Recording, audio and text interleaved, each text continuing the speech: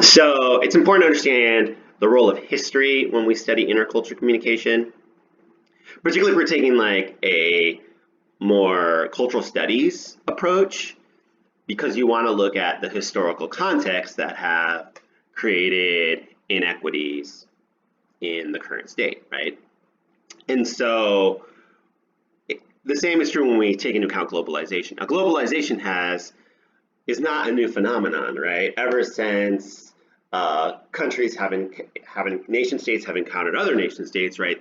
There has been globalization, right? Or ever since people moved around, right? And people have been moving around for a long, long time, right? Considering that out of Africa uh, notion that has been proven in our DNA, right? We all come out of Africa, right?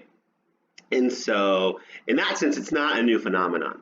But to understand intercultural communication and to really understand globalization, you need to understand the history of colonialism, right? And colonialism was the European powers exploiting the other countries in mostly the southern hemisphere, right? So, what England and France going into the continent of Africa and colonizing resources, people, right, with the transatlantic slave route, right, the trade in people that we see with slavery, right, and this spreads with the development of capitalism, right? Even the discovery of the New World, right, of North America was hinged on capitalism and the search for new lands to exploit, right? So Christopher Columbus was paid by and funded by the Spanish to look for a quicker route to India, right, in Asia, and he thought he had found it, and that's why what he called the Native Americans Indians, right? And he was on the search for gold and resources, and so even this age of exploration is heavily hinged to capitalism, right? And the search for wealth, labor, resources that he could take back to Europe.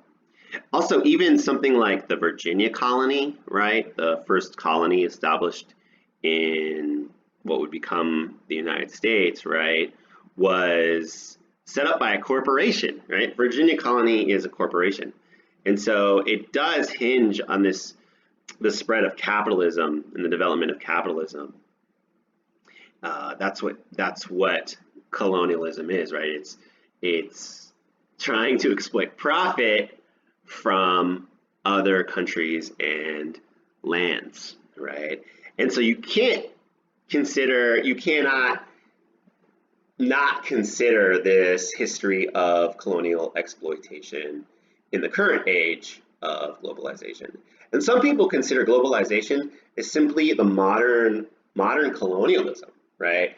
And you still have like the European powers and the Western powers, like the US and England and France and Belgium and these countries exploiting through trade the smaller, less powerful, quote unquote, countries of the East and the South, right? And so there is that notion of that's what globalization is, particularly economic globalization, and that there's still this exploitation. And we can see that in this contemporary era of globalization, that it does continue this idea of the West and the rest sort of notion that there is Europe, there is the US, and which constitutes the West, and then everything else, right? Sometimes it's called sort of Orientalism, this idea that there's like this Orient other that's out there, and then there's this, this West, and so it's kind of like this orienting logic that allows the West to feel like it knows itself by saying that, oh, we're not the rest, right? Definitely still propelled by capitalism, especially the interconnections of capitalism, right? So sometimes if you think about your shirt, the shirt that you're wearing, right?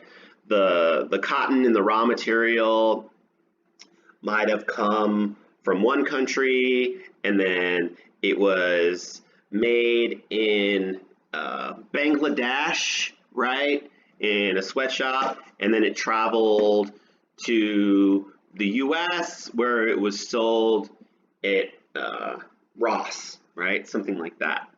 And so, yeah, even these connections are now still all about capitalism and the race for profit, right? We see this with maquiladoras in quote unquote free trade areas where companies and corporations can establish factories that aren't regulated, where they can pay workers very little money, where there aren't safety regulations, to all in the name of profit, right? And so you could consider globalization just merely this modern incarnation of colonialism. That's a read of globalization that some critical scholars make. So it is still propelled by capitalism. Yeah, it's corporations moving from Mexico to Thailand to another part of Asia in search of cheaper labor and more profit, right? That's an example of capitalism. Dependent on exploitive labor and migration for labor. Yes, absolutely. So, yeah, that's what's going on when, yeah, powerful corporations sort of quote unquote race to the bottom, right? They're looking for cheap labor that they can kind of exploit, right? And then the migration for labor, yeah. So people moving for jobs, people moving for opportunity, and companies really leveraging that, right? And then it's also dependent on expanding markets and trade, yes. So how countries are expanding trade with each other, and the U.S. used to protect American workers, but has recently got away from that in the last 25, 30 years because of things like NAFTA. And but these kinds of like opening up of markets and trading. Your book also mentions the Trans-Pacific deal that Obama was trying to make, which would have opened up the market even more. And then, I mean, even think about how Trump has kind of run on protecting American workers, quote unquote, and he's really kind of stolen that issue from the Democrats. And so, yeah, these issues are all still tangled today. But again, it stems from this colonial period, right? And you can't understand globalization without taking into account this historical context of colonialism.